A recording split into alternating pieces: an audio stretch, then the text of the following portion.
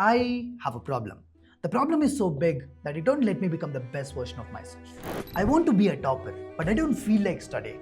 I want to have like a great physique, but I don't feel like going to the gym. I also have a lot of work to do now, but I just don't feel like doing anything right now.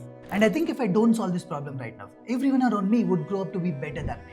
I'll keep falling down while they keep growing in their life. So what should I do? Because I don't want to fall behind. So yes, if you're someone like me who usually tends to procrastinate a lot, here's a very simple rule to kill most of your procrastination problems. Not all of them, but most of them. Whenever you have like a few things to do in a day, choose the most difficult task.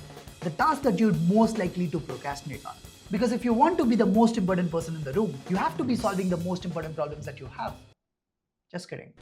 But let's say you're most likely to procrastinate on solving physics questions if you're preparing for JEE or learning a new skill if you're in college. So start with that first.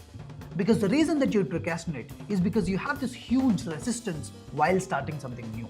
And the bigger the problem that your brain perceives it to be, the bigger the resistance would grow. So the idea here is to break that bigger task into smaller parts so that the resistance reduces and your brain will perceive the task to be a bit easier.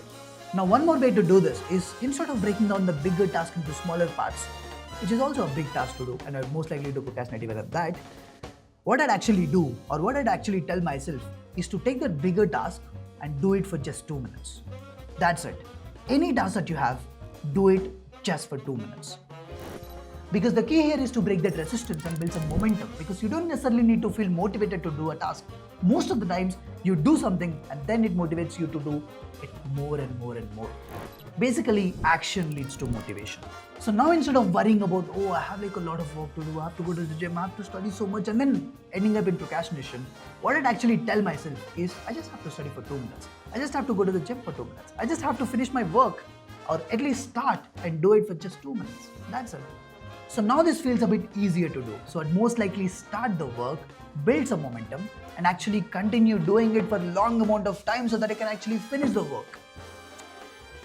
So that's all for this video. Now let me know if you're already using this method, or if you're not using this, how are you planning to use this in the comments below. I'll see you again very, very soon. Bye-bye.